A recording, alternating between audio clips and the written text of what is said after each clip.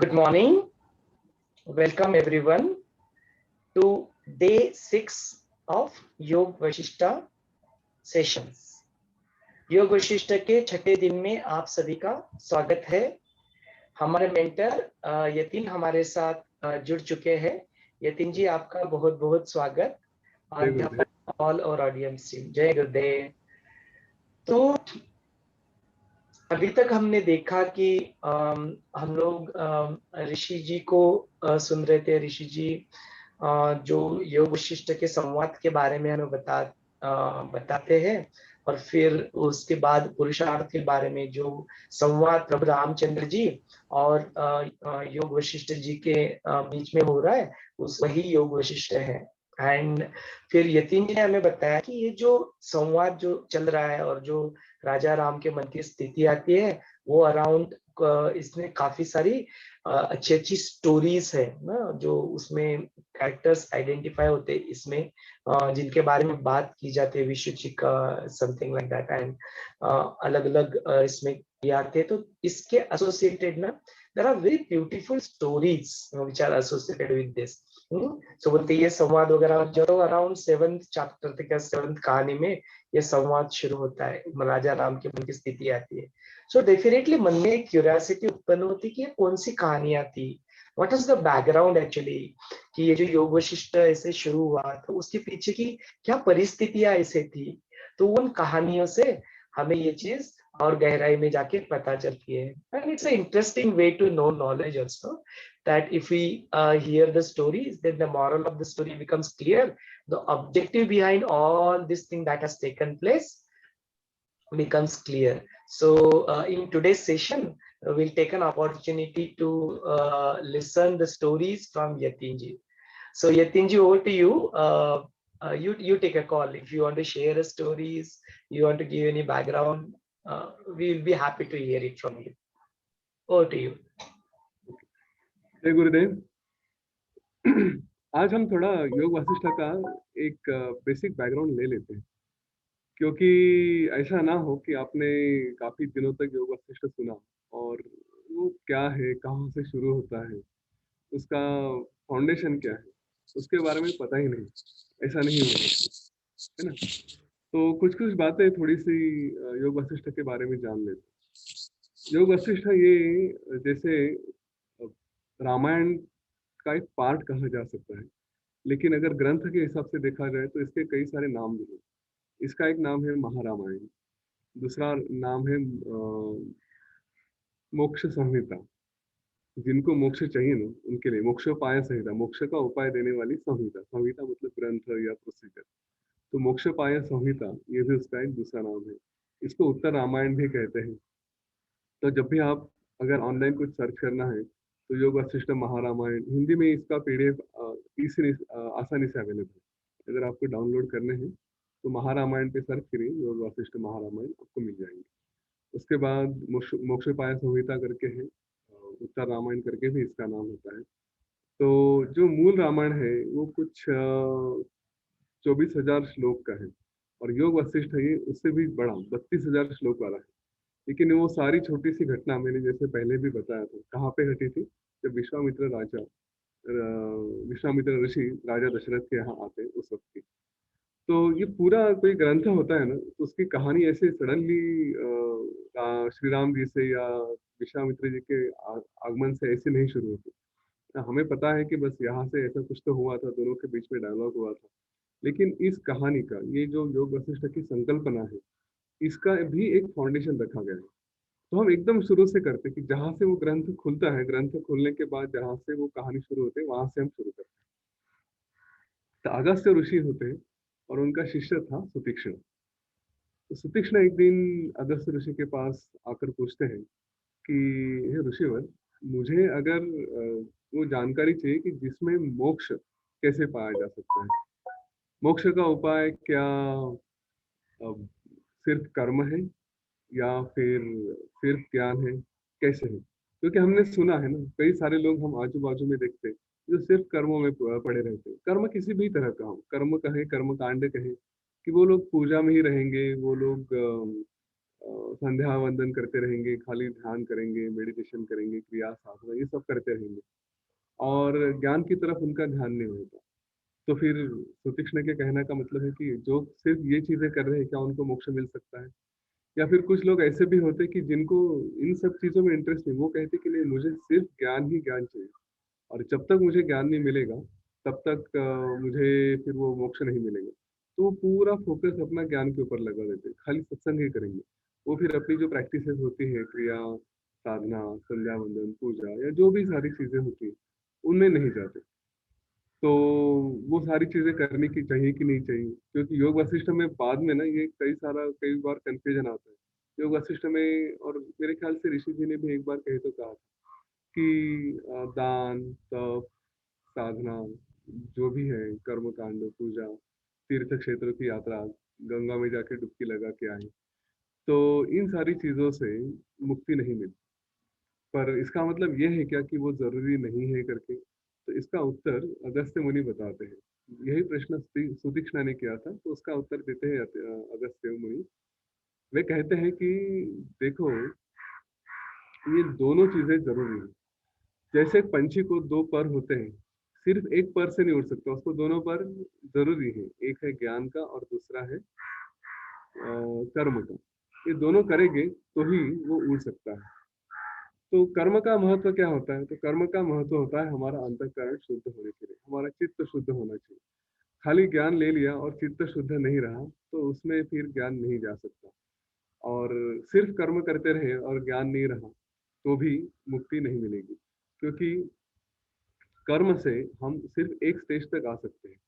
उसके बाद जो ज्ञान है वो कर्म जब करते रहेंगे तब तक वहां पे रहेंगे। उसके बाद फिर बाहर के जब वो छोड़ के जाएंगे तो दुनिया की परिस्थिति हमने देखी है, बदलती रहती है। तो आज ये करेंगे, कल वो करेंगे, कल वो करेंगे। तो वो ज्ञान भी चाहिए कि ये सारी चीजें बदलने वाली है और अंदर में जो कुछ है वो स्थिर है। तो उस स्थिरता को हम अपना रेफरेंस बनाए, उसके ऊपर ध्यान दें। पर ये ज्ञान अगर लेना है तो हमें अपने कर्म भी करने रहने जरूरी है। तो इसलिए दोनों की आवश्यकता होती है। तो इसके आगे फिर उन्होंने कहानी बताई। अब यहाँ से योग वशिष्ठ की एक और सुंदरता शुरू होती है। वो सुंदरता क्या है? एक कहानी शुरू होगी, उसके अंदर दूसरी कहानी, दूसरे के अंदर तीसरी कहानी, तीसरे के अंदर चौथी कहानी। ठीक है, तो ये पहली लेवल की कहानी होगी। उसके अंदर अगस्त्य मुनि सुतीक्ष्ण को कहते हैं कि चलो मैं और एक कहानी बताता हूँ। वो कहानी कहते हैं कि एक अग्निवेश नाम के ऋषि थे और उनका एक पुत्र था। उसने गुरुकुल में जाके सारी अपनी शिक्षा वगैरह पूरी कर ली और घर में आके बैठ गया। तो बैठने के बाद कुछ ही नहीं कर रहा था। तो उसको पिताजी ने पूछा कि भाई क्या बात है, तुम आ तो गए सब कुछ पढ़ लिख के, लेकिन अभी कुछ कर ही नहीं रहे हो। तो उसने कहा मुझे बड़ा कंफ्यूजन है। सब लोग कहते हैं कि जीवन जो जीना है, तो अगर मैं ब्राह्मण हूँ तो मुझे अपने अंतिम सांस तक संध्या पूजा वंदन जो भी ये सारी करनी जरूरी है। और दूसरी तरफ ज्ञान कहता है कि ये सारी चीजों से मुक्ति नहीं मिलती, कुछ होता नहीं है। तो फिर मैं क्या करूँ? मुझे कंफ्यूजन है, इन दोनों में से मुझे कुछ भी करने में इंटरेस्ट नहीं है। तो वो कहते हैं कि देखो दोनों चीजें जरूरी है और इसके लिए मैं तुम्हें कहानी बताता हूँ। ठीक है, तो पहली कहानी हो गई, पहली कहानी के अंदर दूसरी कहानी, दूसरी कहानी के अंदर अभी तीसरी कहानी। एक बात आप अगर योग वशिष्ठ पढ़ेंगे ना, तो यूजुअली ये प्रश्न भी आता है कि इतनी कहानियां कहानियां कहानियां होती है और फिर हम कंफ्यूज हो जाते हैं कि हम कहाँ हैं, कहाँ से शुरू गए थे, कहाँ पहुंच गए।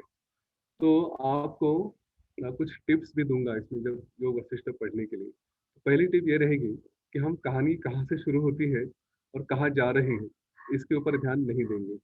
हमारा ध्यान उस वक्त जो ज्ञान मिल रहा है उस ज्ञान के ऊपर रहेगा। कहानियों के पीछे पड़ गए, कहाँ से शुरू हो गई, कहाँ पे खत्म हो गई, तो वो हमें जो चाहिए हमारे गोल से हमको दूर लेके जाएगी। हमारा गोल है इसमें से एक एक शब्द में से जो सामने आया है उसमें से एक एक शब्द से पूरा ज्ञान लेके निचोड़ निचोड़ के अपने आप को तृप्त करना है। तो वो एनालिसिस में मत जाइए और ये उसको दोष भी मत दीजिए कि ये कहाँ से शुरू होता है, कहाँ पे होता है, कंफ्यूज हो जाता है, बिल्कुल जरूरी नहीं। योग वशिष्ठ आप पढ़ते वक्त पूरी तरह से प्रेजेंट मोमेंट में ही जीना है। ये सामने ऐसा ऐसा बता रहे हैं क्योंकि हर लाइन में ही ज्ञान होता है उसमें। तो कहानी बताते हैं कि एक अप्सरा थी, वो उसका नाम था सुरुचि, हिमालय पर्वत पे बैठी थी और उसने एक इंद्र के दूत को कहीं से जाते हुए देखा। तो उसने पूछा कि कहाँ से आ रहे हो? तो इंद्र के दूत ने बताया कि उसने भी फिर से कहानी शुरू कर दी। उसने कहा कि एक अरिष्टनेमि नाम के राजा हैं और बड़े महर्षि हैं, राजश्री हैं, राजर्षि हैं, राज भी है और ऋषि भी है, दोनों हैं। तो वो काफी समय से ध्यान कर रहे थे, गंधमादन पर्वत नाम पर्वत है उसके ऊपर ध्यान कर रहे थे। और उनका ध्यान देख के फिर इंद्रदेव ने कहा कि जाओ, उनका ध्यान की जो साधना है उसका फल है वो पूरा हो गया। अभी उनको जाके सारा अपना रथ वगैरह, हाथी घोड़े सब कुछ लेके जाइए और उनको कहिए कि अब अभी आप स्वर्ग में पधार सकते हैं, आपका काम हो गया। तो मैं वो दूत बता रहा था कि मैं उनके पास गया और उन्होंने उनसे कहा कि देखिए आपका सब कुछ हो गया है, भगवान इंद्र ने आपको अभी स्वर्ग में बुलाया है। तो राजा अरिष्टनेमि जो थे वो बड़े ज्ञानी थे और हमें यहाँ पे एक छोटी सी सीख भी लेनी चाहिए। हमारे पास जो भी ऑफर्स आते हैं ना, जरा उनको ढंग से समझ ले। जीवन में कई बार ऑफर आ जाते हैं, हम बहुत खुश हो जाते हैं कि चलो कुछ तो अच्छा मिल रहा है करके। तो ये उस उनके तरफ से सीखना चाहिए कि उन्हें जो ऑफर आई थी वो क्या थी, वो उन्होंने समझने की कोशिश की। तो उन्होंने उस देव दूत को कहा कि ठीक है, धन्यवाद, आपने मुझे ऑफर दिया और इंद्र को भी मेरा धन्यवाद कहिए, लेकिन मैं समझना चाहूंगा कि स्वर्ग क्या है। तो उस दूत ने आश्चर्य किया कि सारे लोग दुनिया के तो कहते कि मुझे स्वर्ग में जाना है, स्वर्ग में जाना है, और मैं आपके पास ऑफर लेके आया हूँ, आप पूछ रहे स्वर्ग क्या है। चलो मैं बता देता हूँ। फिर उसने स्वर्ग का बहुत सुंदर वर्णन किया। तो उनको अच्छा लगा, राजा को, बोलते अच्छा, बहुत अच्छा है। लेकिन वहां पे वो रुके नहीं। अभी उन्होंने टर्म्स एंड कंडीशंस पूछना शुरू किया। है ना, हम कोई पेपर साइन करते हैं ऑफर के नीचे तो उस पर टर्म्स कंडीशंस लिखे रहते हैं। उन्होंने पूछा कि बताइए इसके टर्म्स कंडीशंस क्या है स्वर्ग की। उसमें कुछ नेगेटिविटी भी होगी, कुछ तो होगा ना, क्लॉजेस होगी। तो उस दूत ने फिर वो क्लॉजेस भी बताने शुरू की। उसने कहा कि देखिए, स्वर्ग में आप जब आते हैं ना तो वो इनडेफिनेट नहीं है। आप जैसे जैसे आपके जितने पुण्य कर्म हुए हैं वो हिसाब से आप स्वर्ग में भोगते जाएंगे। और भोगते भोगते भोगते भोगते एक दिन जब आपका सारा अकाउंट खत्म हो जाता है तो वहां से आपको वापस पृथ्वी पे आना पड़ता है। ये पहली बात। दूसरी बात, स्वर्ग में भी अलग अलग लेयर्स है। हाँ, कुछ लोग जो निचले स्तर के होते हैं, कुछ मध्यम स्तर के होते हैं, कुछ और ऊंचे स्तर के होते हैं। तो उनके जो एंजॉयमेंट, उनको जो बेनिफिट्स मिलते हैं ना, वो भी अलग अलग होते हैं। तीसरी बात, जब ये अलग अलग लेयर्स पे रहते हैं लोग, तो नेचुरली वहाँ पे मन का जो खेल होता है वो भी चालू रहता है।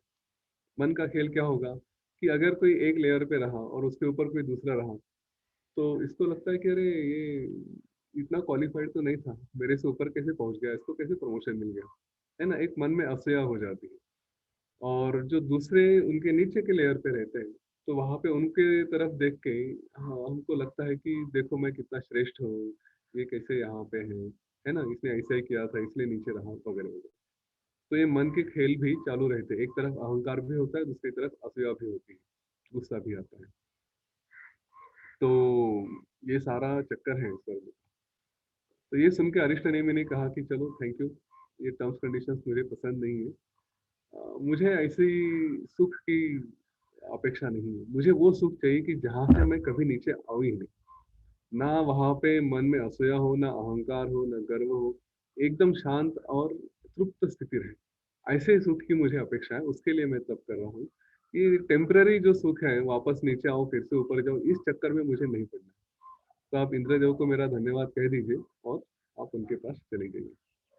तो दूत उस अप्सरा को बता रहा था कि हाँ, मैं वो सब मैसेज लेके इंद्रदेव के पास गया। तो इंद्रदेव ने कहा कि अभी इनका मुक्ति का समय आ गया है, तो उनको मोक्ष का ज्ञान मिलना चाहिए।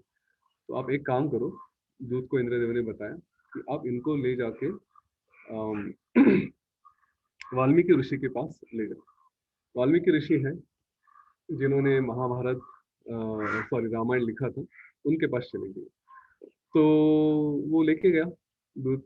उसने कहा कि मैं सुरुचि को बता रहा था कि मैं उनको वाल्मीकि ऋषि के पास लेके गया। और वाल्मीकि ऋषि से अरिष्टनेमि ने कहा कि देखिए मुनिवर, मेरी इच्छा है कि मुझे वो ज्ञान प्राप्त हो, आपके पास सब कुछ है ऐसा मुझे बताया गया है।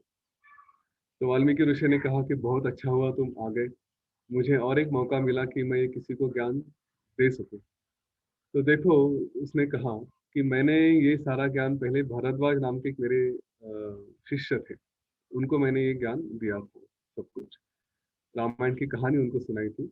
तो ये जो योग वशिष्ठ का जो पोर्शन था उस वक्त तक अस्तित्व में नहीं आया। उन्होंने कहा कि मूल रामायण का ज्ञान मैंने भारद्वाज शिष्य को दिया था, और भारद्वाज ने फिर ये मेरा ज्ञान ले जाके, रामायण की पूरी कहानी ले जाके वो गए थे ब्रह्मा जी के पास। और ब्रह्मा जी के पास जाने के बाद ब्रह्मा जी ने पूरा रामायण सुना श्री राम जी का, और वो बड़े खुश हुए। और उन्होंने भारद्वाज को मैसेज दिया कि जाके वाल्मीकि को बताओ कि आपने जो किया ना वो बहुत अच्छा है, लेकिन यहाँ पे रुको नहीं, इसके आगे भी जाके पूरी कहानी खत्म कर दो। और लेकिन उनका खुद का समाधान नहीं हुआ ब्रह्मा जी का, तो वहां से खुद आ गए और वाल्मीकि से मिले। वाल्मीकि ने उनकी पूजा की, और वाल्मीकि ऋषि को उन्होंने, ब्रह्मा जी ने फिर से कहा कि देखिए आपने तो बहुत अच्छा रामायण लिखा है, लेकिन यहाँ पे रुकना मत, क्योंकि इसके आगे का भी आपको करना है। और वो आगे का काम जिससे लोग इस संसार की नैया को पार करके जा सके, वो आप पूरा कर दीजिए। और ऐसा कह के वो चले गए। तो वो इतने ऐसे फ्लैश में आए और चले गए, और कुछ बातें कह के, तो वाल्मीकि ऋषि थोड़े डाउट में रहे कि ये क्या हुआ, कुछ तो आके कह गए, समझ में नहीं आया। तो उनके पास वो शिष्य थे भारद्वाज, उन्होंने भारद्वाज से पूछा कि क्या कहे। तो भारद्वाज ने वही बात रिपीट की कि ब्रह्मा जी ने कहा है कि आपको लोग संसार के पार जा सके, ऐसी कहानी, ऐसी बातें आपको लिखनी है। आपने रामायण लिखा बहुत अच्छा है। और उसके बाद का आगे का जो उत्तर रामायण है वो फिर वाल्मीकि ने लिखना शुरू किया, और वो उत्तर रामायण या महारामायण या योग वशिष्ठ उसमें उस पोर्शन में कवर हुआ है। यहाँ पे ब्रह्मा जी ने ऐसा मैसेज क्यों दिया, ये थोड़ी सोचने लायक बात है। देखिए श्री राम जी का जीवन, रामायण जो हमने सुना है, पढ़ा है, देखा है, वो एक पोर्शन है। उसमें कहा गया है कि श्री राम जी एक पुरुषोत्तम रहे हैं, उन्होंने बहुत सुंदर जीवन जिया, उन्होंने कितनी भी कठिन परिस्थिति आई तो उसमें भी वो स्थिर रहे। और जैसे एक छोटी सी बात है कि अगर पिताजी ने कह दिया, जो कल राजा होने वाले हैं उनको कह दिया कि अभी 14 वर्ष आपको वनवास जाना है, तो कितने आसानी से कह दिया। हम रामायण देख रहे थे, मेरे बेटे ने भी आश्चर्य व्यक्त किया कि ये मन की स्थिति कैसे होती है, कि उनको दशरथ ने खुद बताया नहीं कि तुम्हें वनवास जाना है, क्योंकि दशरथ महाराज की तो अवस्था बहुत खराब हो चुकी थी जब कैकेयी ने उनसे वो वर मांगे थे। तो वो बात उन्हें कैकेयी ने बताई थी कि महाराज चाहते हैं कि तुम राजा नहीं बनो, तुम 14 वर्ष के लिए वनवास में जाओ। तो श्री राम जी की वो रिएक्शन अगर देखे तो महा रामायण का वो एपिसोड जरूर देखना, उनकी रिएक्शन देखना। कहते बस इतनी सी बात, इतनी बात कहने में उनको क्यों ये हो रहा है, वो तो उनका कर्तव्य है, वो मुझे आज्ञा दे सकते हैं, तो कोई बात नहीं, मैं चला जाऊंगा। देखिए आप वो मन की अवस्था देखिए, उनकी क्या ऐसी स्थिति थी कि इतना एक राज्य हाथ से निकलते निकलते उनको वनवास में जाना पड़ रहा है, और कहते हैं बस इतनी सी बात। कभी हमारे जीवन में देखिए हम कितना उथल पुथल कर देते हैं, है ना, क्रिया करने के लिए बैठते हैं और किसी ने आके बोल दिया कि नहीं अभी क्रिया नहीं करनी है, वो मुझे कुछ जरूरी काम है, तो हम कैसा ऊपर नीचे हो जाते हैं। मेरी साधना में जैसे हम विश्वामित्र बन चुके हैं, साधना में कोई व्यत्यय लेके आ रहे हैं, इतना हम अटैच हो जाते हैं अपने प्रोसेसेस को। कमिटमेंट होनी चाहिए, लेकिन अगर चेंजेस आते हैं लाइफ में तो उसको एक्सेप्ट भी करते आना चाहिए। तो ये श्री राम जी के जीवन से हम सीखते हैं कि क्या क्या होता है, कुछ भी हो सकता है, और उस सारी कुछ भी को हमें हैंडल करना आना चाहिए। तो ब्रह्मा जी का मैसेज क्या था कि आपने सारा ये दिखा दिया कि जीवन कैसे होता है, ये जीवन कैसे जिया जाना चाहिए, सब कुछ है, लेकिन वो ज्ञान कहाँ है कि जिससे इस आदमी को इस तरह से बनाए, राम श्री राम जी को इस तरह का जो फाउंडेशन दिया, उनकी वो मन की स्थिति लेके आए, वो ज्ञान कहाँ है। वो ज्ञान आपको देना चाहिए लोगों को, ताकि वो लेके लोग अपने संसार को पार कर सके। तो यहाँ से फिर वाल्मीकि ऋषि को वो वशिष्ठ ये सूझा, योग वशिष्ठ सूझा। तो उन्होंने कहानी कहाँ से शुरू की, उन्होंने कहा कि श्री राम जी का पूरा शिक्षण वगैरह हो चुका है, और फिर उनके पास वो अपने घर में रहते हैं, फिर जाके भ्रमण करके आते हैं जैसे मैंने आपको कहा था। और वहां से आने के बाद फिर एक दिन विश्वामित्र ऋषि आते हैं और कहते हैं कि मुझे श्री राम जी चाहिए, क्योंकि मैं यज्ञ कर रहा हूँ और यज्ञों में ये सारे राक्षस बाधाएं ले डालते हैं। तो दशरथ राजा को कहते हैं कि आप इनको भेज दीजिए मेरे साथ। और दशरथ राजा की शुरू में तैयारी नहीं होती, लेकिन बाद में उनको मानना पड़ता है। तो उस वक्त श्री राम जी को बुलाया जाता है, और श्री राम जी को जब बुलाया जाता है वहां पे, तो उनका असिस्टेंट कहता है कि देखिए उनके मन की स्थिति बहुत खराब है, वो कुछ भी नहीं करते। मतलब उस वक्त 16 साल के हैं श्री राम जी। देखिए पूरा ये जो बार बार यहाँ पे कहा गया, मैं फिर से एक बार कहना चाहूंगा, रुक नहीं सकता, क्योंकि वो कहानी का रस ही उतना है कि एक 16 साल का युवक राजकुमार, जिसका शरीर भी ताजा है, मन भी ताजा है, सब कुछ जीवन में सारी सुख सुविधाएं उपलब्ध है, लेकिन फिर भी कहता है कि मुझे जीवन जीने में रस नहीं है। क्यों? हमारे जैसा वैराग्य नहीं है कि कोई डेथ देखी या कुछ हो गया तो हमें लगता है हाँ जीवन सब कुछ यूजलेस है, आधा एक घंटा या शमशान जाने तक हमारा वैराग्य रहेगा, उसके बाद वापस आते हैं और फिर से अपने काम में लग जाते हैं। उस तरह का वैराग्य नहीं था। उनका वैराग्य पूरा अलग ही था, अंदर से आया हुआ। वैराग्य के भी अलग अलग टाइप्स होते हैं, ओके। तो ये बाहर से इम्पोज होता है, एक अंदर से होता है। ये तो सात्विक वैराग्य है उनका, जो अंदर से आया है। तामसिक राजसिक नहीं है कि कुछ देख के हमें, कई बार होता है कुछ बहुत एंजॉय कर लिया, बहुत एंजॉय कर लिया, भोग भोग लिए, उसके बाद फिर हमें लगता है कि क्या है, बार बार एंजॉय करके करके वही वही हो रहा है, तो वो राजसिक हो जाता है। कुछ बुरी घटना हो गई तो तामसिक वैराग्य होता है। तो ये सात्विक वैराग्य था उनका, कि अंदर से ही विचार से आया हुआ वैराग्य था।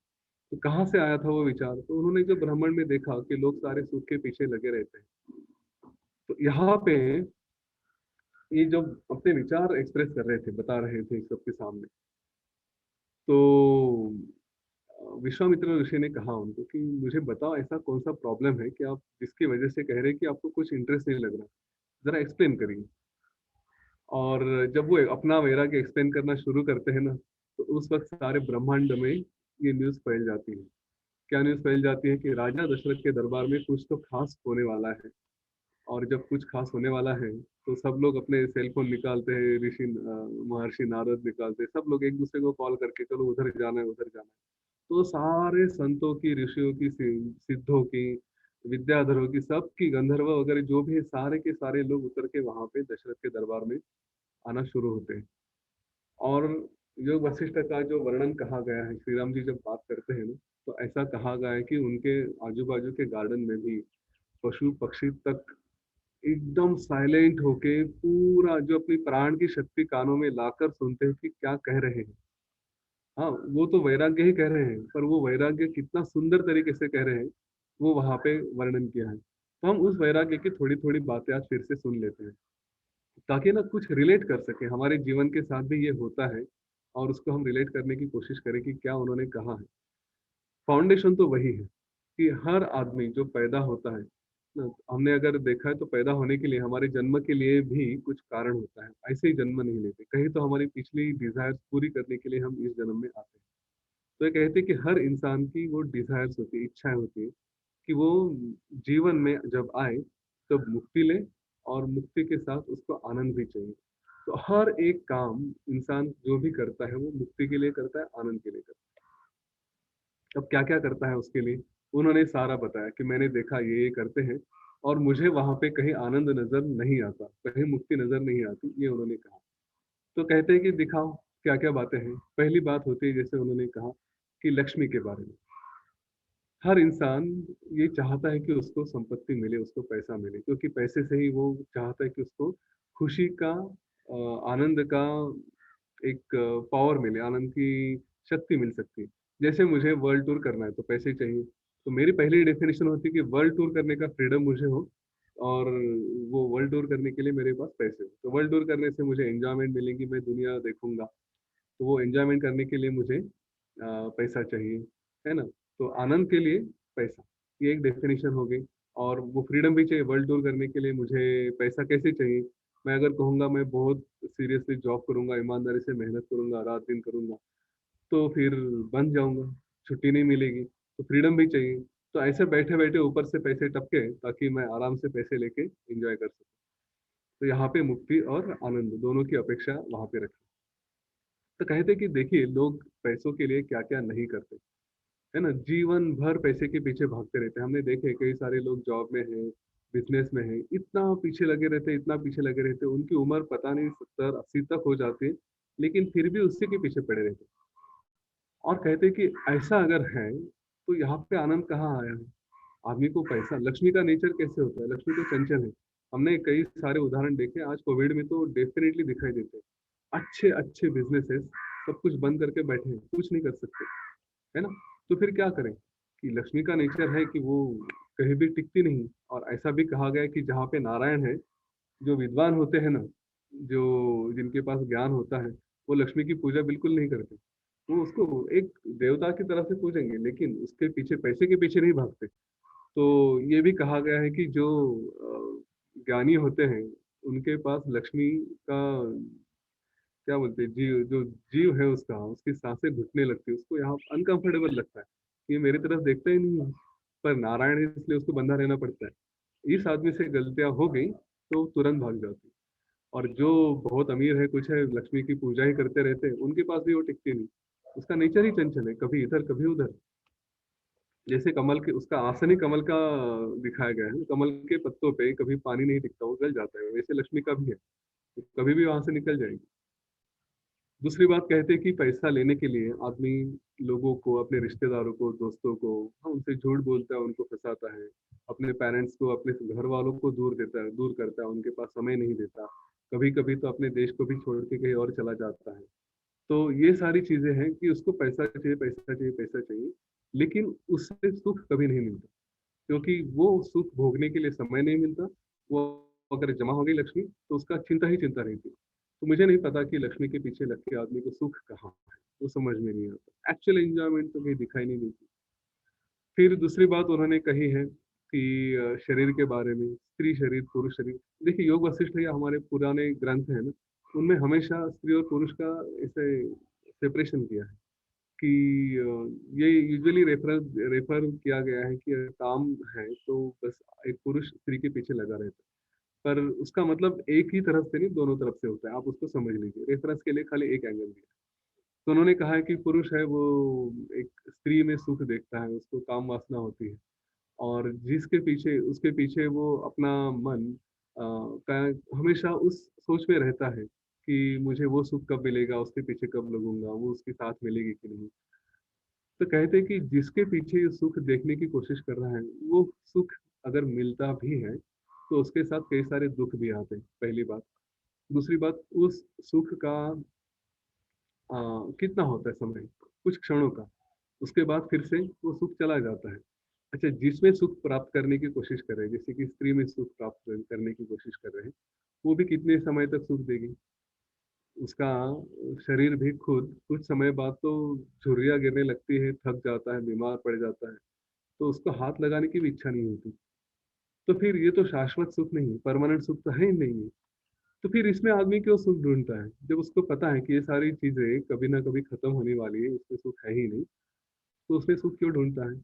अच्छा, उसके साथ खाली सुख मिलेगा ऐसा भी नहीं। अगर आप 24 घंटे देखेंगे अपने दिन के, तो खाली एक स्त्री के साथ रह के कितना समय बिताएंगे। बाकी तो जीवन जीना ही है ना, तो उसमें तो सुख है ही नहीं। और फिर कहते हैं हमारे शरीर के भी लिमिटेशंस होती है, हम भी कितना एंजॉय कर सकते हैं। तो कहते हैं कि इसमें भी मुझे लगता नहीं कि आदमी को सुख मिल सकता है, कि जीवन में वही करता रहे और सुख मिले, बिल्कुल नहीं लगता। फिर क्या, फिर कहते हैं कि अपने शरीर को भी आदमी कितना पूछता है, उसके पीछे पता नहीं क्या क्या करते रहता है ना। हम मेकअप करेंगे, जिम करेंगे, सब कुछ करेंगे, अपने शरीर को ही अच्छा रखने के लिए सब कुछ करते हैं। लेकिन ये भी कहते हैं कि शरीर क्या परमानेंट है। एक दिन तो ये शरीर, इंसान को, एक जो कृतज्ञ आदमी होता है, जो बेवफा होता है, मुझे वो हिंदी एग्जैक्टली शब्द याद नहीं आ रहा है, उसको जो बेवफा कहेंगे, उस तरह से वो शरीर इंसान को छोड़ के चला जाता है। राइट, हम इसके लिए कितना नहीं करेंगे। अच्छा, इस शरीर को अगर देखा जाए, इसके ऊपर इतना प्रेम करते हैं, पर ये शरीर है क्या। अगर इस शरीर को काट के देखा जाए, बाहर से तो एक चमड़ी का लेयर है, ठीक है, जो हमने दिखा दिया है कि कुछ तो दिख रहा है, लेकिन अंदर अगर काट के देखा जाए तो क्या है, मल है, मूत्र है, पसीना है, बैक्टीरिया, वायरस, सारी चीजों से भरा हुआ है, कितने सारे जीव इसमें होते हैं। ऋषि जी कह रहे थे ना, उनका भी सत्संग होगा, हो रहा होगा, डिस्कोर्स हो रहा होगा, सेशंस हो रहे होंगे। तो ये सारे शरीर में इतना है, इसको अगर काट के देखा जाए तो देखने की इच्छा नहीं होती। तो फिर इस शरीर पे इतना प्रेम क्यों, ये भी तो छोड़ के ही जाने वाला है। तो मुझे शरीर पे भी प्रेम करने की इच्छा नहीं होती, क्योंकि आगे जाके ही छोड़ेगा। तो ना मैं पैसा कमाने के पीछे लग सकता हूँ, ना स्त्री में मुझे सुख नजर आ रहा है, ना शरीर में सुख नजर आ रहा है। अच्छा, आप अगर कहें कि जीवन की अलग अलग अवस्थाएं होती है, तो अवस्थाओं में बताइए मुझे कि कौन से अवस्था में सुख होता है। कुछ लोग कहते हैं कि बचपन में बहुत सुख होता है। अब बचपन में तो सुख मुझे पता नहीं, शायद मैंने इस बात को कवर भी किया था कि जो अवस्था दूसरों के ऊपर टोटली डिपेंडेंट होती है ना। एक छोटा बच्चा रहेगा, एकदम छोटा होता है, उसको तो खाली रोना इतना ही है। The only way of communication is crying. कुछ भूख लगी तो भी रो दो, पेट दुख रहा है तो भी रो दो, कुछ दर्द हो रहा है तो भी रो देना। फिर बताएगा कैसे? उसकी माँ उसको जिस तरह से समझती है उसके ऊपर डिपेंड करता है, टोटली दूसरों के ऊपर अवस्था उसकी डिपेंड होती है। तो उस अवस्था को कोई कैसे कह सकता है कि बहुत खुशी की होती है? हम लोग यूजुअली मानते हैं ना कि बचपन सबसे आनंद की अवस्था होती है, पर वे कहते हैं कि ये तो सबसे बुरी अवस्था है। और आप कन्विंस हो जाओ इस बारे में कि जिस अवस्था में आप अपने आप में कुछ नहीं कर सकते, टोटली दूसरों के ऊपर ही डिपेंडेंट रहते हैं, वो अवस्था सुख की अवस्था कैसे हो सकती है ना? वो कहते हैं बच्चा थोड़ा बड़ा हो जाता है, जब कुछ करने लगता है तो उससे भी जो बड़े होते हैं वो उसको कुछ कंफ्यूज कर देते हैं। कुछ बोलेंगे जाओ पड़ोस की बेल मार के आओ, पड़ोस के दरवाजे पे चिल्ला के आओ।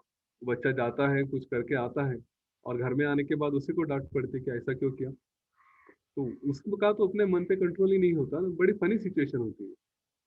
तो कहते हैं कि इस अवस्था में मैं कैसे कह सकता हूँ कि बचपन भी है, वो बड़ी आनंददायी अवस्था होती है। तो मुझे तो नहीं लगता, विश्वास नहीं होता कि अवस्था में कुछ विश्वास किया जाए। फिर कहते हैं कि थोड़ा और बड़ा होता है, स्कूल में जाने शुरू होता है, तो हम देखें कि अपने बच्चों को ही उनकी स्कूल की अवस्था क्या होती है। स्कूल और पेरेंट्स, टीचर्स और पेरेंट्स, उनको दोनों टेररिस्ट जैसे लगते हैं, है ना। पेरेंट्स तो बड़े टेररिस्ट होते हैं क्योंकि वो पता नहीं स्कूल का टीचर का हर बात में डर दिखा दिखा के उस बच्चे को पढ़ाते हैं, कुछ कराते हैं।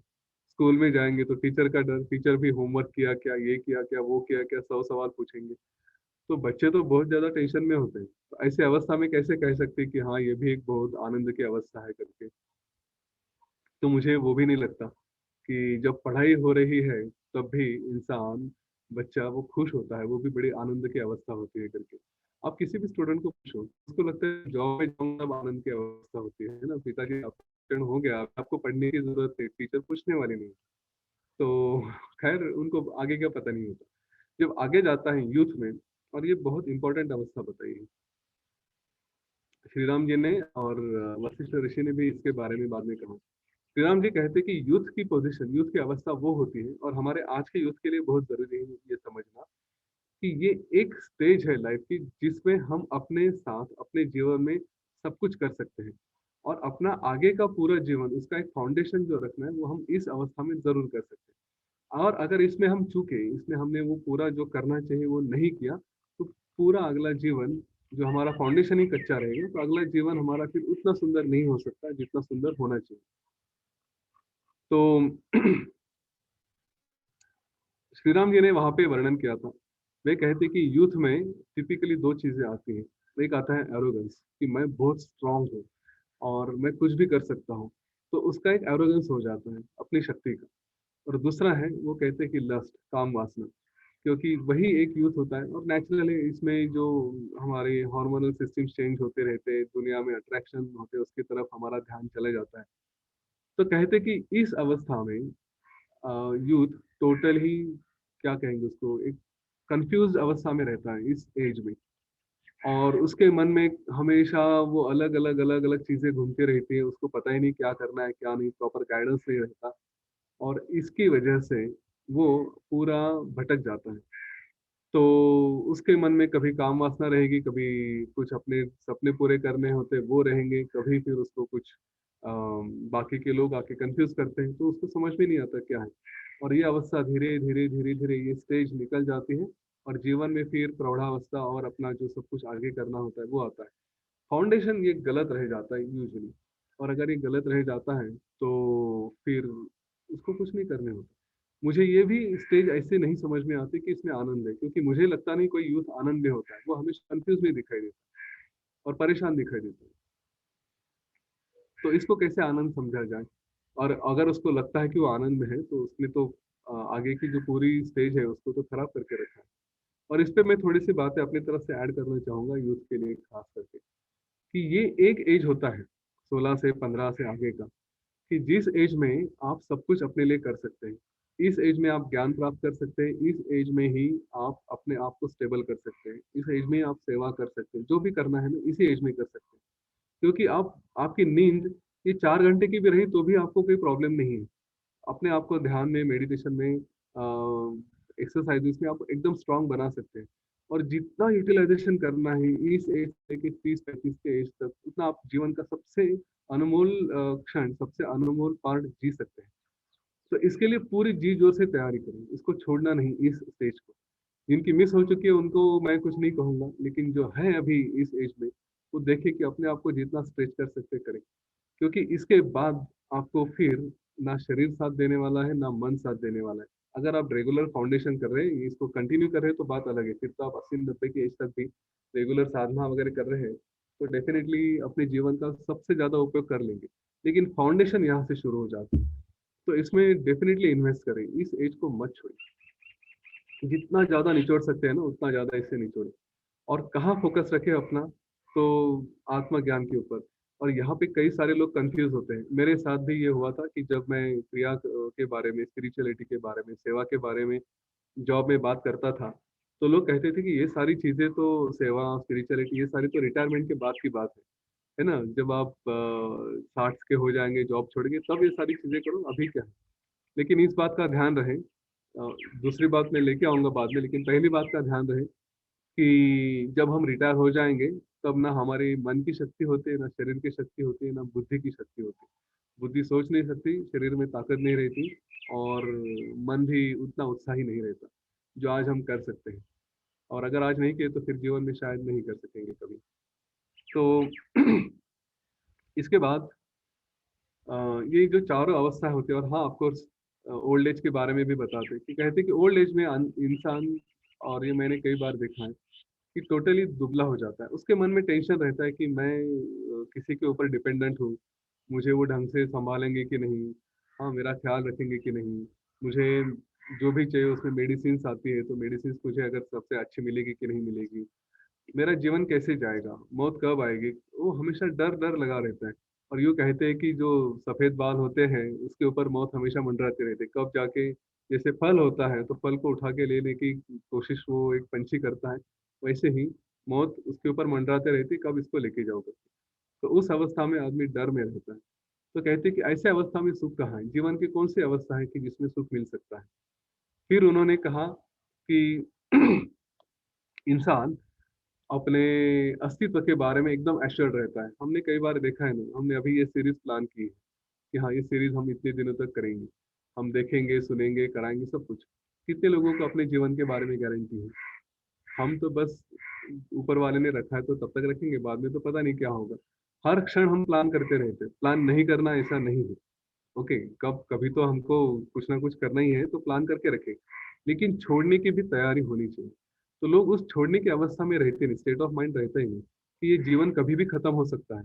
और श्री राम जी यही बात कहते हुए कहते हैं कि जीवन तो कभी भी खत्म हो सकता है, लेकिन इंसान इस तरह से जीता है कि जैसे कभी मरने वाला ही नहीं है ना। हम कई बार झगड़े करते हैं, मेरे जीवन में तेरा मुंह नहीं देखूंगा, मैं तेरे को कल देख लूंगा, परसों देख लूंगा, है। ये सारी चीजें हैं, हमने तो मूवीज में भी देखा है कि पूरा जीवन का जीवन ही किसी एक चीज के पीछे, एक व्यक्ति के पीछे पूरा वेस्ट कर दिया, उसके पीछे लग गए। वो रियल हैप्पीनेस, रियल लाइफ का मीनिंग ही नहीं समझे। कुछ किया तो, और ये प्यार के चक्कर में तो हमेशा होता है ना। एक व्यक्ति है, उसने धोखा दे दिया, या उसके साथ कुछ हो गया, तो दूसरा है कि नहीं, अभी वो मूवी में दिखाते ना ऐसे एक्शन वगैरह करके, अभी मैं कुछ नहीं करूँ, हाँ, उसको पूरा जीवन उसके लिए छोड़ देंगे। ऐसी सारी कहानियां हमने देखी है, सब बेवकूफी। ऐसे चक्कर में बिल्कुल मत पड़ना, जीवन एंजॉय करने के लिए है। तो वो अप्रोच रखिए, अगर ऐसा कुछ होता है, तू नहीं, नहीं तो और सही, और नहीं कोई और सही। अपना जीवन ऐसी चीजों में वेस्ट मत करना, ये कंसेप्ट हमारे मन में भरे गए हैं अननेसेसरी। तो श्री राम जी यही कहते हैं कि देखिए, मुझे जो लोग जीवन की शाश्वती में डिपेंडेंट रहते हैं, कहते कि मैं, ऐसा अप्रोच लगता है कभी मरूंगा ही नहीं, पर उसका तो कोई भरोसा नहीं, जीवन तो कभी भी खत्म हो सकता है। क्या वजह होगी पता नहीं। हमने आज कोरोना के देखे, कल वो कौन, एक बड़े अच्छे ये थे, न्यूज रीडर थे, रोहित करके, शायद उनकी मृत्यु हो गई, कितने यंग थे। कोई भरोसा रहा है क्या जीवन का? आज तो एकदम क्लियर हो जाना चाहिए। तो कहते कि ऐसा तो नहीं है, मुझे जीवन में भी विश्वास नहीं है, तो फिर क्यों जीऊँ? करूँ भी तो क्यों करूँ? कभी मैं करना चाहूंगा कि आज ये करूंगा, कल इसका बेनिफिट लूंगा, इसका फायदा उठाऊंगा, पर अगर कल नहीं रहा तो जीवन का भी भरोसा नहीं रहा। इतने सटीक प्रश्न उन्होंने पूछे हैं कि बस आदमी एकदम ऐसा आश्चर्य में रह जाते कि अरे ये सवाल तो मुझे भी है, मुझे पता है, लेकिन मेरे मन में क्यों नहीं आया। उसके बाद वो अपने मन के और चित्त के बारे में कहते हैं कि ये मन चित्त हमारा इतना चंचल है कि आदमी को स्थिर बैठने नहीं देता, एक बंदर की तरह नचाता रहता है कंटिन्यूअसली। हमने वो देखा है, क्या बोलते हैं उसको, जो बंदर को नचाने वाला होता है। तो मन अपना शरीर जैसे बंदर है और वो नचाने वाला वो आदमी हो गया। ये मन इतना नचाता है शरीर को, कभी ये करो कभी वो करो, अभी खाने पे ध्यान दो, कभी हमारे प्रसिद्धि फेम के ऊपर ध्यान दो, कभी क्रेडिट लेना चाहो। आदमी का मन के पीछे भागते रहता है, मन शांति नहीं रहता। मन शांति नहीं रहता तो शरीर भी शांत नहीं रहता, सांस भी शांत नहीं रहती, प्राण भी शांत नहीं रहते। इस अवस्था में अगर इस मन को, और ये तो इतना बड़ा भूत है, इसको तो संभालना सबसे मुश्किल है ना। हमने सब इसका अनुभव लिया है। ध्यान में भी बैठने की कोशिश करके तो ध्यान नहीं लगता, बाकी की तो बातें दिन की छोड़ी दो। कितना, और ये व्यक्ति वस्तु परिस्थिति जैसे ऋषि जी ने कहा है, आदमी को तो नचाते रहते कंटिन्यूअसली। तो कहते हैं ये ऐसा जीवन में मतलब ही क्या है कि जहाँ पे कोई शांति नहीं है। क्या करूँ ये सब करके, मुझे तो कुछ लग नहीं रहा कि मैंने जीवन जीना चाहिए। ये सारी बातें कहते हैं, और कहते कहते कहते कहते भी फिर एंड में कहते हैं कि देखिए, I am not convinced of living. मुझे जीने में कोई मतलब ही नहीं लग रहा है, कि एक भी चीज ऐसी नहीं लगती कि इसमें आनंद है, इसमें मुक्ति है। तो ये सारी चीजों के पीछे भाग के जीवन जिया क्यों जाए। मैं आत्महत्या नहीं कर रहा हूँ क्योंकि आत्महत्या करना पाप है, लेकिन मुझे जीवन जीने में कोई इंटरेस्ट नहीं है। हाँ, आप लोगों की तरफ देख के लगता है कि there is something called art of living. जीवन जीने की कोई तो कला है, क्योंकि आपके चेहरे पे हमेशा खुशी रहती है, हमेशा आनंद रहता है। तो वो आर्ट ऑफ लिविंग क्या है बताइए मुझे, मुझे सीखने दीजिए। और अगर आपको लगता है कि नहीं मैं क्वालिफाइड नहीं हूँ, तो मुझे जीवन जीने में कोई इंटरेस्ट नहीं। मैं अपना शांति से खाना पीना सब कुछ छोड़ के बैठ जाता हूँ, जब जीवन खत्म हो जाएगा हो जाएगा। मुझे आप तो या ज्ञान दीजिए या तो फिर छोड़ दीजिए। यहाँ पे उनका वैराग्य करीब करीब खत्म होता है, वैराग्य प्रकरण करीब करीब खत्म होता है। और इस वक्त जब ये कहानी चल रही होती है, श्री राम जी का ये सारा चल रहा होता है ना, तो जैसे मैंने कहा सारे सिद्ध ऋषि मुनि सब सारे विश्व से सब उधर आते हैं। और जब सारे लोग सुन रहे हैं, एकदम पुतले के जैसे बने बैठे रहते हैं, पशु पक्षी भी सुनते रहते हैं। क्योंकि ये एक चीज आप ध्यान में रखिए, आत्मज्ञान का अधिकार सिर्फ इंसान को है। हाँ, only human beings are qualified for that, others they are not. उनको अगर मुक्ति चाहिए तो उनको पहले इंसान बन के फिर मुक्ति हो सकती है। भगवान को भी नहीं है, इस बात का ध्यान रहे। भगवान को भी अगर आत्मज्ञान चाहिए तो उनको यहाँ पे आना है, उसके बाद फिर जो ज्ञान लेके जाएंगे वो बात अलग है। तो उस वक्त इन किताबों में जो वर्णन किया है, वो वर्णन ऐसा है कि भगवान दशरथ के दरबार में फूलों की वृष्टि हुई। सारे लोगों के आंखों में आंसू थे, सारे लोगों के मुंह से निकला कि वाह वाह, साधु साधु, कितना सुंदर ज्ञान, कितने सुंदर प्रश्न है। ऐसा लग रहा है कि जैसे हमारे मन के सब कुछ के ज्ञान, हमारे मन के प्रश्न आ गए हैं। तो फूलों से पूरा दरबार भर जाता है, इतना सब फूलों की वृष्टि होती है, सारे ऋषि एकदम खुश हो जाते हैं। और सारे फिर वशिष्ठ और विश्वामित्र की तरफ देखते हैं, कहते कि अभी उनके मन में वो आशा आ जाती है कि चलो श्री राम जी के मुंह से वो प्रश्न निकले और वो इन संतों के पास जो छुपा हुआ ज्ञान है वो अभी बाहर आ जाएगा। और वहां पे वो कहते हैं कि अब आप सब हमें बताइए कि क्या है इसका, इन प्रश्नों के उत्तर, इनको मार्गदर्शन करिए। कहे तो रहे इनको मार्गदर्शन करिए, लेकिन अपेक्षा होती है कि हमें भी मिलना चाहिए। योग वशिष्ठ के बारे में सर टाइम है ना, 2-3 मिनट और। Yes yes, please continue. वो मुझे लगता है कि वो जो भी समय था, वैसा कुछ भी समय था या कहानी थी, उसमें जो कुछ भी वो recreation of that moment is happening right now, and probably 32 participants तो दिखाई दे रहे हैं। बट आई एम श्योर जो टेक्नोलॉजी अपने पास उपलब्ध है और इस वीडियो को अपलोड किया जाएगा, तो this entire creation is going to relive those moments. And वो आंखों में पानी आ ही गया है, आंखों में आंसू आ ही गए। शायद आपके भी आंखों में आंसू आ गया, मेरे भी आंखों में आंसू आ ही गए।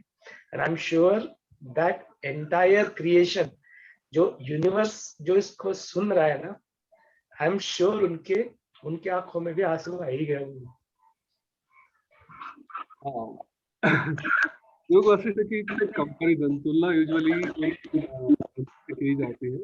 जैसे हमने अष्टावक्र गीता सुना, भगवत गीता सुना। तो अगर इन एंगल से भी किया जाए तो इतना इम्पोर्टेंट। तो योग वासिष्ठ तो हम पहले अष्टावक्र गीता से शुरू करते हैं। अष्टावक्र गीता कहाँ से आती है? दो इंसानों के बीच में, एक ऋषि है और एक राजा है। ठीक है, राजा को कुछ तो प्रश्न आए हैं और इसमें वो अष्टावक्र गीता। भगवत गीता कहाँ है? जहाँ पे भगवान ने इंसान को ज्ञान दिया है। जहाँ पे युद्ध की स्थिति है और उस वक्त उस समय भगवान आते हैं, उन्होंने इंसान को अपना ज्ञान दिया। योग वशिष्ठ का योग वशिष्ठ वहां पे आता है जहाँ पे भगवान खुद कंफ्यूज है, उनके मन की अवस्था ही अच्छी है और उनको ज्ञान दिया गया है, वो है एक ऋषि ने दिया। तो देखिए, ये ज्ञान सबसे श्रेष्ठ होना चाहिए कि जहाँ पे भगवान की ही मन की अवस्था कुछ तो अलग से बताई गई है और उनको ज्ञान दिया गया है। और यही ज्ञान योग वशिष्ठ में भगवत गीता एक पार्ट, कभी जाके भगवत गीता के बारे में भी ये बताया गया है। ये भी कहा गया है कि हे श्री राम जी, आगे जाके आप भगवान कृष्ण का जन्म लेंगे और आप ये ज्ञान अर्जुन को देंगे। ये पूरा डिस्क्रिप्शन योग वशिष्ठ में आया है। तो भगवत गीता योग वशिष्ठ का एक पार्ट होती है। तो श्री राम भगवान श्री कृष्ण ने जो बाद में भगवत गीता बताई थी, उसका जो उनका नॉलेज आया था, जो फाउंडेशन आया था, वो योग वशिष्ठ में, यहाँ पे उनका ज्ञान बना था। तो इसलिए ये इतना श्रेष्ठ है कि जो जहाँ पे भगवान खुद कंफ्यूज है। सच में वो भगवान श्री राम कंफ्यूज थे क्या? तो हम तो ऐसे ही कहते कि ये हमारे ऊपर कृपा करने के लिए उन्होंने देखा कि हाँ, यहाँ पे जन्म तो लिया है ना, तो ये जो सारा ऋषियों के पास छुपा हुआ ज्ञान है उसको निकाला जाए और वो ज्ञान लेके फिर हम लोगों के पास बांटे। तो इसलिए उन्होंने अज्ञानी होने का नाटक किया, ऐसा ही मैं कहता हूँ। श्री राम जी को अज्ञानी होने की कोई जरूरत नहीं थी। और इसके उत्तर में विश्वामित्र ऋषि ने बड़ी सुंदर तरह से कहा, आपकी बातें सुन के ये लगता है कि आपको सब कुछ पता है, ये क्लियर है कि आपको सब कुछ पता है। पर जैसे आईने पे थोड़ी धूल है, दर्पण पे थोड़ी धूल होती है ना, मिरर पे, तो इसके लिए आपको अपना खुद का पिक्चर पूरा क्लियर नहीं हो रहा है, तो धूल साफ करने का काम अभी हम लोग करेंगे।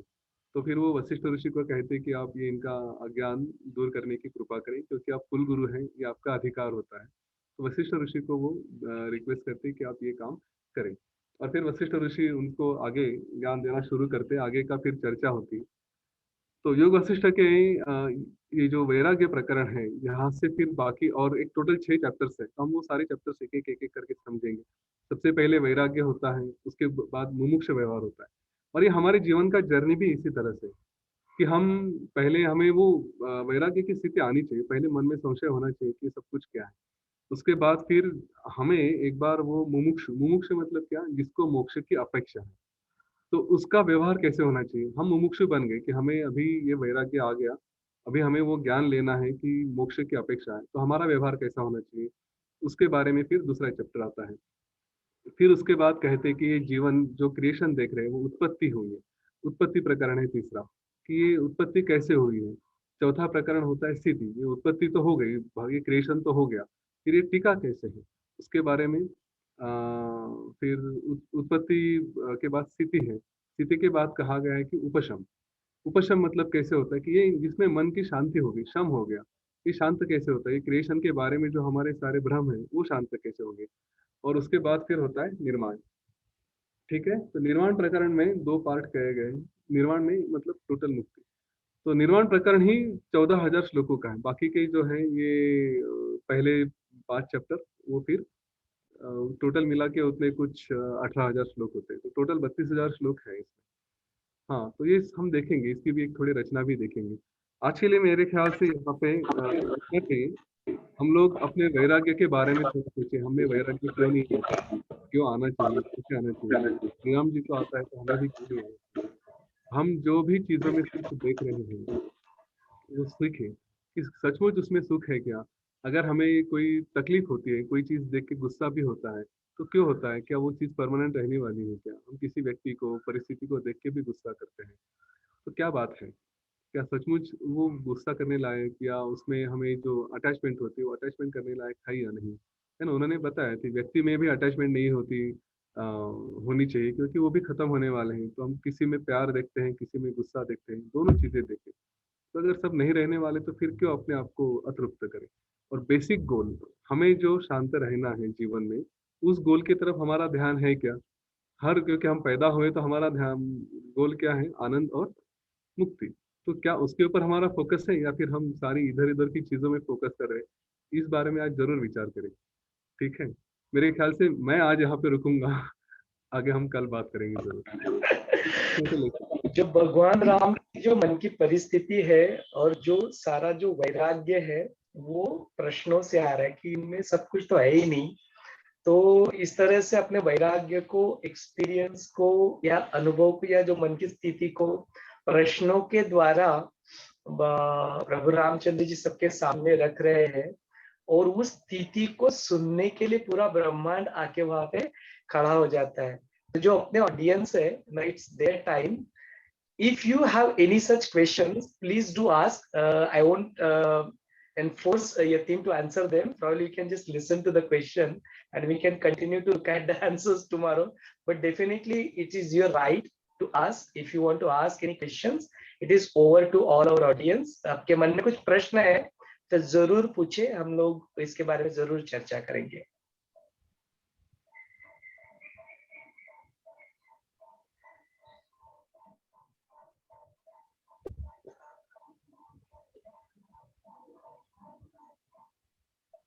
यदि अभी मन में प्रश्न नहीं आ रहे तो कोई बात नहीं, आप कल भी पूछ सकते हैं या दिन के दौरान भी आपको अगर प्रश्न अगर पूछने हैं तो यू कैन कॉल यतीन और myself and we will be happy to listen to your questions और anything that you want to contribute. With that note, it was an Jai amazing Gurudev. Session. या somebody want to say something?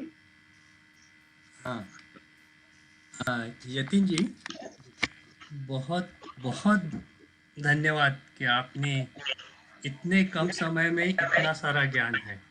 जितना मैं कई साल से हूँ, जितना मैंने योग वशिष्ठ का सुना था कि गुरुदेव तो एक स्पेसिफिक बुक ज़्यादा रेकमेंड करते हैं किसी एक लेखक का। उन्होंने बहुत उसकी स्टोरी भी बनाई कि उनको वो बुक पब्लिश करने में क्या कठिनाई आई थी। वो सब वो तो जाने देते, बट अगर ये देखा आज ने आप वैराग्य प्रकरण, वो भी कहा जाता है कि योग वशिष्ठ ये ऐसा ज्ञान है कि वो पढ़ के डाइजेस्ट होने में भी थोड़ा सा काफ़ी टाइम लगता है। इसलिए कभी कभी कभी कभी ये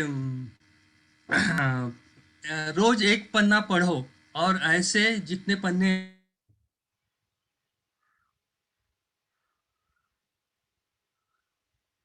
स्टैंडर्ड में जाके शुरू करके जो ऋषि नित्य प्रज्ञ ने बताया वो पूरा उसका सार बता के फिर अभी स्टोरी में आया।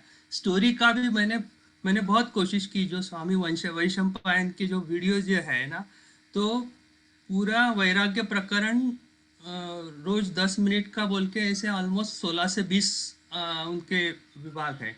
वो अभी आप 20 मिनट में कवर करके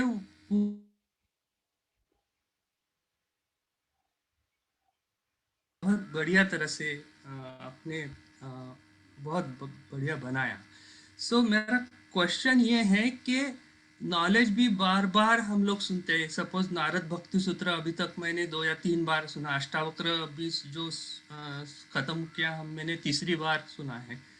तो वो योग वशिष्ठ का अभ्यास करके फिर वो जो ज्ञान है अपने जीवन में उतारना है, तो उसके लिए आपके लिए क्या सुझाव है? यानी देखिए, एक साधक ने कैसे उसके ऊपर शुरुआत करनी चाहिए या उसकी साधना भी कैसे करनी चाहिए? योग वशिष्ठ है ना, मैं कहूँगा, मतलब मुझे बड़ा आनंद नहीं होता है कहते हुए, लेकिन अनफॉर्चुनेटली हमारे पास सिर्फ एक ही किताब आई है अभी तक। हाँ, हमारे पास है दिन आर्ट ऑफ लिविंग के डिवोटीज के पास। योग वशिष्ठ के ऊपर कई सारी किताबें मार्केट में अवेलेबल है। पहली बात, ऑनलाइन भी कई सारी किताबें हैं। और यह है कि वो जो स्वामी वेंकटेशानंद की बुक है, कई बार लोगों ने, और मेरा अनुभव भी यही रहा है जिन लोगों से मैंने पूछा, तो उन्होंने हमेशा यही कहा है कि वो पढ़ना शुरू करते हैं लेकिन फिर बहुत हेवी हो जाती है, पढ़ने में समझ में नहीं आती। एक तो इंग्लिश लैंग्वेज है जो हमारे लिए थोड़ी फॉरेन है, इतना कंफर्टेबल नहीं होते। इंग्लिश में भी स्पिरिचुअल लैंग्वेज होती है, वो थोड़ी और कठिन होती है। तो इसलिए कभी कभी समझने में दिक्कत होती है, शब्द समझ में नहीं आते। और हर बार डिक्शनरी लेके अगर बैठेंगे तो फिर पेशेंस खत्म हो जाते हैं। और फिर इतना बड़ा योग वशिष्ठ है 32,000 श्लोकों का, वो उन्होंने 365 पेजों में बांधने की कोशिश की है। उनका उपक्रम बहुत सुंदर है, कोई डाउट ही नहीं उसमें। लेकिन एक नए आदमी को थोड़ा समझने में दिक्कत होती है, ये बात एक लेवल तक सही है। पर ये एक गलत धारणा भी बताई गई है इसकी वजह से कि योग वशिष्ठ ये समझने में ही कठिन है। ऐसा बिल्कुल नहीं है। हाँ, पूरा योग वशिष्ठ देखेंगे तो इतनी सुंदर सुंदर कहानियां हैं, इतने सुंदर डायलॉग्स है उसमें। अगर आप मुझे अलाउ करेंगे तो मैं किताबें लेके पढ़ूंगा, योग वशिष्ठ ओरिजिनल से लेके पूरा जितना है 32,000 श्लोक वो भी पढ़ा के कहानियां बता दूंगा। तो वो प्रॉब्लम नहीं है उसमें, रिपीटेशन बहुत है योग वशिष्ठ में, ये भी है कुछ उसके डिसएडवांटेजेस हैं योग वशिष्ठ के, क्योंकि वो खाली अध्यात्म की या आत्मज्ञान की किताब नहीं है, वो साहित्य की भी है। वो जिनको साहित्य समझना है, लिटरेचर जो है हिंदी में या हो या संस्कृत में हो, तो उसमें भी बहुत सारे सुंदर वर्णन, संस्कृत का तो इतना सुंदर क्या ऑर्गेनाइजेशन किया है उसमें, समझने में बहुत सुंदर होता है। तो जो लिटरेट्स है उनके लिए भी वो है पढ़ाई के लिए। पर हमें हमारा फोकस अगर आत्मज्ञान के ऊपर है और हमारा योग वशिष्ठ को समझने के लिए है, तो फिर हम उसको अलग एंगल से देखते हैं। तो यहाँ पे बाकी किताबें भी है, आपको अगर मराठी समझ में आती है तो मराठी किताबें बहुत सुंदर है, पुणे में मिलती है डेफिनेटली। और उसकी जो एक ऑथर है अभी 87-88 ईयर्स की है, उनसे मैं मिला हूँ। पूरा जीवन ही उन्होंने उन्होंने शादी वादी नहीं की, लेडी है वो। उन्होंने अपना पूरा जीवन अध्यात्म के लिए दिया है और 15 साल जीवन के योग वशिष्ठ के ऊपर आर्टिकल्स लिखे उन्होंने। और फिर उन आर्टिकल्स को मिला के उन्होंने अपनी किताब भी छापी है। नवी पेठ में रहती है, कई बार उनसे मिलना भी होता है। तो और अभी भी वो अपनी लिखाई पढ़ाई चल रही है उनका, अभी भी अलग अलग विषयों पे लिखाई चलती रही। तो वो उनकी किताब आसानी से मिल सकती है। और सारी मराठी किताबें हैं वो भी मिल जाएगी, हिंदी किताबें भी मिल जाएगी, तो आप उनको पढ़िए। ये जो 365 डेज वाला किताब है ना, वो शुरू करने के लिए थोड़ा मुश्किल होता है। मैंने खुद पढ़ा था, 8 बार वो किताब पढ़ी थी, उसके बाद फिर मुझे लगा कि ओरिजिनल योग वशिष्ठ लेकर देखना चाहिए। तो फिर उसके बाद वो करीब 2000 पन्नों वाली किताब, 2 बुक थी, वो पढ़ के फिर कहीं तो समझा कि हाँ इतना सुंदर है योग वशिष्ठ। उस किताब से पूरा उसके सौंदर्य का ज्ञान नहीं आता योग वशिष्ठ का। तो ये पहली बात। दूसरी बात, मैंने पहले भी कहा था, ये ना एक जीवन की पीएचडी है, हाँ, कि जिसमें आप पूरा पार कर जाएंगे। तो अगर ऐसा है तो उसके लिए एफर्ट्स लगेंगे। योग वशिष्ठ या कोई भी चीज आपको जीवन में प्राप्त करनी है, तो यहाँ पे पुरुषार्थ कहाँ है, पुरुषार्थ का इम्पोर्टेंस समझ लीजिए। उन्होंने 3 बातें कही थी, तन मन धन। तो लोगों से बातें करिए उसके बारे में, तन से उसको देखिए पढ़िए, और मन में भी विचार करते रहिए। तो योग वशिष्ठ की किताब आप अपने घर में ऐसी जगह रख दीजिए कि सोने से पहले कम से कम 2 लाइन तो पढ़े ही पढ़े। 4 पन्ने 10 पन्ने पढ़ सकते हो, कोई प्रॉब्लम नहीं, लेकिन टच रहना जरूरी है, कंसिस्टेंसी बहुत जरूरी है। किसी भी चीज में आप कोई ज्ञान लेना चाहते हैं, आपने कोर्स भी कर लिया तो डेली आपको नॉलेज पॉइंट्स रिवाइज करने। एक बार आपका टच चला गया, ज्ञान चला गया। तो वो, और ये ज्ञान ऐसा है ना, इसके बारे में ये भी कहा गया है कि परीक्षा भी आपकी ली जाती है। आप पढ़ना शुरू करें, जीवन में आपके आजू बाजू में ऐसे इंसिडेंसेस होने लगेंगे कि आप वो ज्ञान अप्लाई कर सकते हैं कि नहीं। एडवांस कोर्स करने के बाद तो ये हमेशा होता है, एडवांस कोर्स करके आ जाइए, आपकी इमीडिएट एग्जाम शुरू हो जाती है ना, कि क्या आपने पढ़ा था और क्या अप्लाई कर सकते हैं कि नहीं। ये तो डेफिनेटली होता है। तो इसके बारे में ये भी है कि आप योग वशिष्ठ पढ़ना शुरू करेंगे, कोई ना कोई विघ्न आएगा, तो कोई ना कोई ऑब्स्टेकल आएंगे, आपकी परीक्षा होगी ही होगी।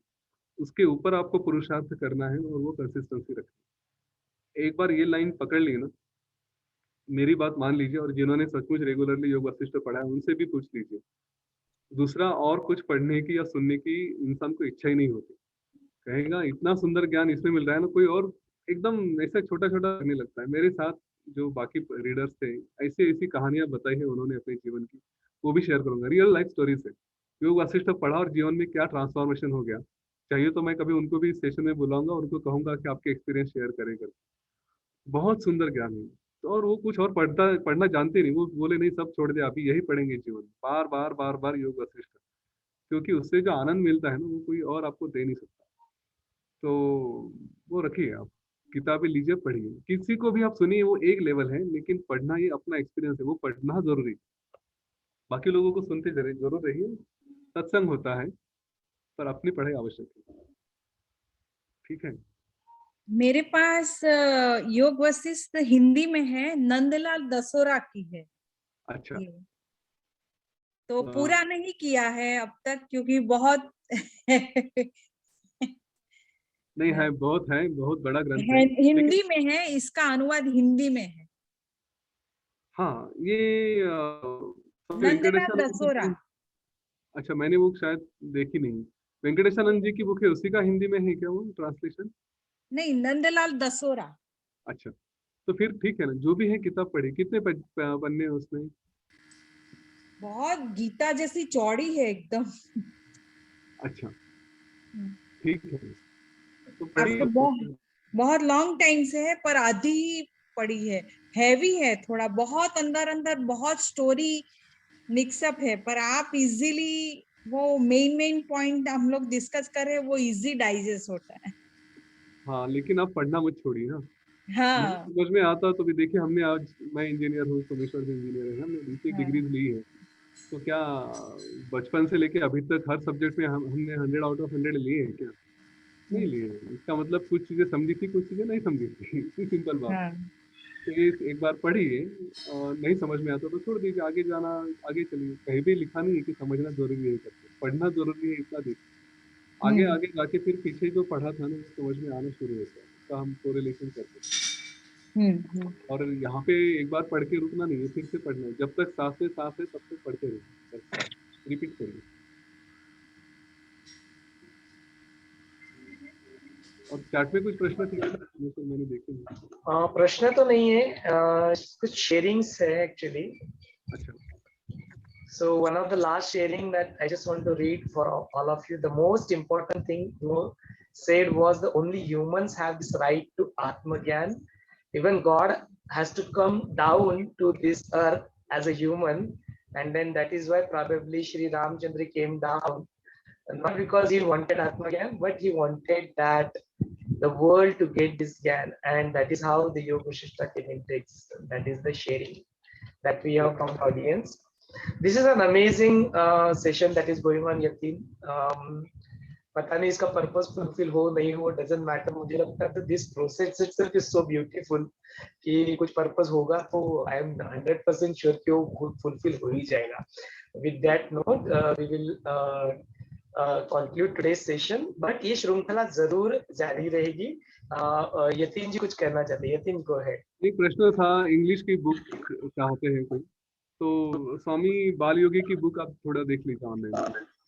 मैं कल कुछ रेफरेंसेस लेके आऊंगा, मुझे कुछ हाँ, स्वामी तो हम बाल लोग योगी ये की। करेंगे, Yatin, we have a group created and आप जो भी references whatever you pass on will post it on a group. Plus जो भी अपने यूट्यूब के चैनल पे वीडियोस पोस्ट होते हैं वहां पे कमेंट्स में भी या डिस्क्रिप्शन में बुक्स की रेफरेंस की लिस्ट डाल देंगे. It will be easy for all our audience and the viewers, online viewers also, to take the references of those books.